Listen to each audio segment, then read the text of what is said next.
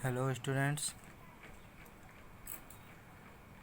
आज हम एजी गार्डनर के ऐसे अ फेलो ट्रेवलर के बारे में पढ़ेंगे, जो क्लास सेकेंड ईयर का सेकंड चैप्टर है प्रोज का। ए फेलो ट्रेवलर में एक साथी यात्री के बारे में बात की है एजी गार्डनर ने, जो कि एक मॉस्किटो है। तो उसके साथ की इनकी यात्रा का वर्णन इन्होंने पूरा इसमें किया है कि कैसे कैसे उसने इनको डिस्टर्ब किया और फिर अंत में ये दोनों फेलो ट्रेवलर बन जाते हैं। I do not know which of us got into the carriage first।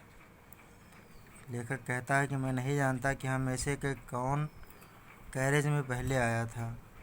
वास्तव में I did not know he was in the carriage at all for some time। I did not know मैं नहीं जानता था he was in the carriage वह उस रेलगाड़ी के डिब्बे में था पिछले कुछ समय से। It was the last train from London to a Midland town। यह अंतिम रेलगाड़ी थी लंदन से मिडलैंड टाउन जाने वाली। ए स्टॉपिंग ट्रेन, एक रुक रुक कर चलने वाली गाड़ी। एन इनफाइनेटली लेजरली ट्रेन, एक अनंत का आभास कराने वाली सुस्त रेलगाड़ी। One of those trains which give you an understanding of eternity. उन रेलगाड़ियों में से एक जो आपको संपूर्णता का ज्ञान कराती हैं। इट वॉज टॉलरेबली फुल, यह बहुत ज़्यादा भरी हुई थी जब यह शुरू चली। But as we stopped at the suburban station, जैसे जैसे हम छोटे छोटे स्टेशन पर उतरते गए, द ट्रेवलर्स एलाइटेड, हम रुकते गए। The travellers alighted in ones and twos, यात्री एक या दो करके उतरते गए। और समय के साथ साथ we had left the outer ring of London, हमने लंदन की बाहरी सीमा को छोड़ दिया पीछे। आई वाज एलोन, मैं अकेला था। और शायद I thought I was alone, मैंने सोचा कि मैं अकेला था। There is a pleasant sense of freedom about being alone in a carriage that is jolting noisily through the night. एक अलग का ही सुखद अनुभव होता है स्वतंत्रता का जब आप रेलगाड़ी के डिब्बे में अकेले हों रात्रि के दौरान।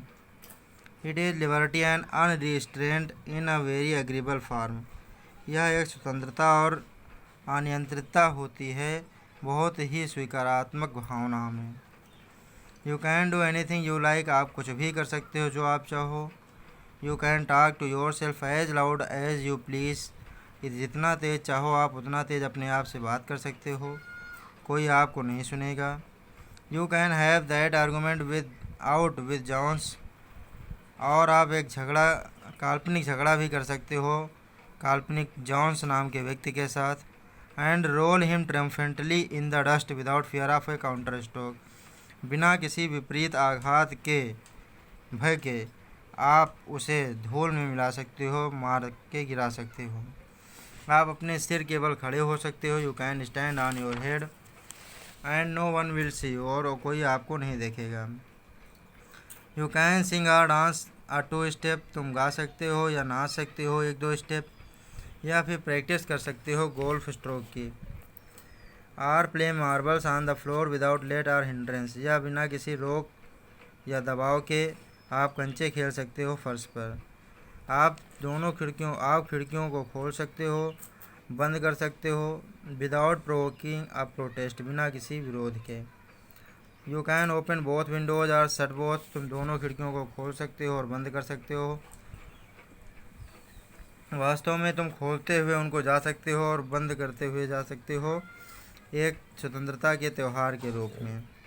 You can have any corner you choose and try all of them in turn, जो कोना चाहो वहाँ पर तुम बैठ सकते हो और सबको बारी बारी से चेक कर सकते हो।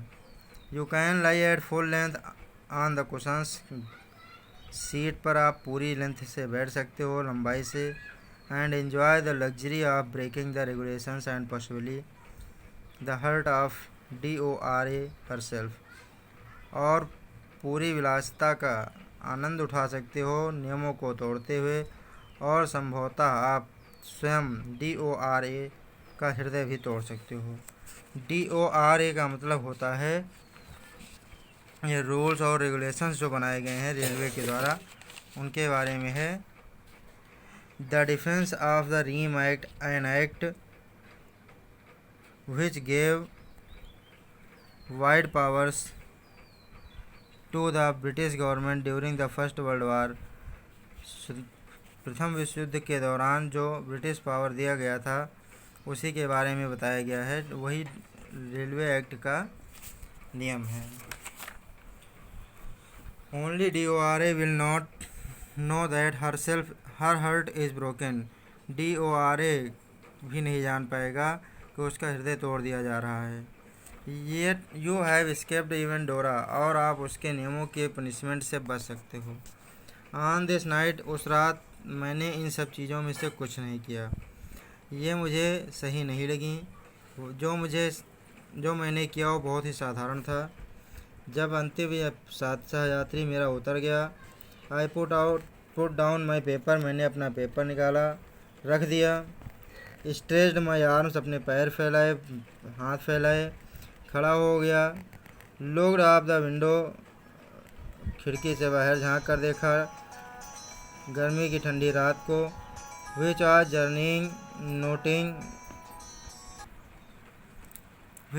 Was journeying noting the pale reminiscence of day and that still lingered in the northern sky, और जिसके द्वारा मैं यात्रा कर रहा था। नोटिंग, देखते हुए, ध्यान से देखते हुए। Pale reminiscence of the day, pale reminiscence माने होता है दिन के अंतिम छाया। जब सूर्य अस्त होने वाला होता है तो जिस ओर अस्त हो रहा होता है उस ओर पीला पीला आसमान हो जाता है और थोड़ा अच्छा सा अनुभव होता है। उसी के बारे में लेखक ने बात की है, जो कि अभी उत्तरी आकाश पर पड़ रहा था। क्रॉस द कैरेज, डिब्बे को पार किया। Looked out of the other window, दूसरी खिड़की से बाहर देखा। सिगरेट जलाई, बैठ गया और फिर से पढ़ना शुरू कर दिया। यह वही समय था जब मैं अवेयर हुआ अपने फेलो ट्रेवलर के बारे में। ये इम्पॉर्टेंट लाइन है क्योंकि यही आपसे पूछी जाती है कि कब वो अवेयर हुआ। He became aware of his fellow traveller when he stood up and crossed his carriage and again sat down to read paper lighting a cigarette. इसको आपको याद कर लेंगे तो ये आपका एक आंसर तैयार हो जाएगा। ही केम, वह आया, and sat on my nose, वह आया और मेरी नाक पर बैठ गया। He was one of those wingy nippy intrepid insects that we call vaguely mosquitoes. वह एक पंख वाला, लंबी नाक वाला दुष्ट कीड़ा था जिसको कि हम अस्पष्ट या बुरे शब्दों में मच्छर कहते हैं, तिरस्कारित भावना में। मैंने उसे अपनी नाक से उड़ा दिया। उसने एक चक्कर कंपार्टमेंट का लगाया, निरीक्षण करते हुए 3 बार आकर प्रत्येक विंडो पर बैठा। Fluttered round the light, light के चारों ओर फड़फड़ाया और तय करते हुए कि यहाँ कोई भी इतना आनंददायक नहीं था जितना कि यह लार्ज एनिमल, लेखक अपने आप को कह रहा है, जो कोने में बैठा हुआ था। और आया उसी के पास and had a look at my neck, आकर उसकी नाक पर एक नज़र डाली। I flicked him off again, लेखक ने फिर से उसको उड़ा दिया। ही स्किप्ड अवे, वह उड़ गया। टोक अनादर जॉन्ट राउंड द कंपार्टमेंट, दूसरा चक्कर लगाया कंपार्टमेंट का, वापस आया और दुष्टतापूर्वक आकर लेखक के हाथ के पिछले हिस्से पर बैठ गया। इट इज़ इनफ, अब पर्याप्त था। आई सेड, मैंने कहा। मैग्नानिमिटी हैज़ इट्स लिमिट्स, मानवता की भी एक हद होती है। Twice you have been warned, 2 बार तुमको चेतावनी दी गई। That I am someone in particular, कि मैं कुछ हूँ, कुछ विशेष हूँ। That my august person resents the tickling impertinence of strangers, कि मेरे सामने वाले व्यक्ति को बार बार मुझे परेशान करने का कोई अधिकार नहीं है कि वह किसी अजनबी को बार बार परेशान करे। टिकलिंग माने होता है गुदगुदी लगाना या परेशान करना। I assume the black cap, मैंने अपमानित महसूस किया। मैं तुम्हें मृत्यु की सज़ा देता हूँ, यही न्याय की मांग है। And the court awards it, और कोर्ट यही तुम्हें देती है। तुम्हारे विरुद्ध बहुत सारे अपराध हैं। यू आर ए वैग्रेंट, तुम एक बिना कूपन या एक हत्यारे हो। You are a public nuisance, तुम लोगों के दोषी हो। You are travelling without a ticket, तुम बिना टिकट के यात्रा कर रहे हो। You have no meat coupon, तुम्हारे पास मांस खाने का कोई कूपन नहीं है। इन सभी चीज़ों के लिए और कई अन्य भीषण अपराधों के लिए, बुरे कृत्यों के लिए you are about to die, तुम मरने वाले हो। I struck a swift lethal blow with my right hand, मैंने एक तेज़ आत्मघाती नहीं मतलब लीथल माने होता है बहुत ही भयानक प्रहार उसके ऊपर किया, जानलेवा प्रहार उस पर किया। He dodged the attack with an insolent ease that humiliate me, बिल्कुल आसानी से उसने मेरे प्रहार को बेकार कर दिया जिससे कि मैं अपमानित हुआ। मेरा व्यक्तिगत गर्व या वैनिटी जो मेरी थी, जो मेरा व्यक्तित्व था, वो जाग उठा। आई लंग्ड एट हिम, मैं उसकी ओर झपटा अपने हाथों से अपने पेपर के साथ। जंप ऑन द सीट पर उछला। Pursued him round the lamp की ओर उसका पीछा किया। I adopted tactics of feline cunning, कई चतुराई भरी मैंने ट्रिकें अपनाई। Waiting till he had lighted, तब तक इंतज़ार किया कि वह उतरे। Approaching with a horrible stealthiness, और धीरे धीरे बहुत ही भयानक ढंग से उसकी ओर बढ़ते हुए। Striking with a sudden and terrible swiftness, और अचानक और तेज़ प्रहार उस पर मैंने फिर से कर दिया। यह आपका फर्स्ट पार्ट है। सेकंड पार्ट आप सेकंड वीडियो में पढ़ेंगे। Thank you students.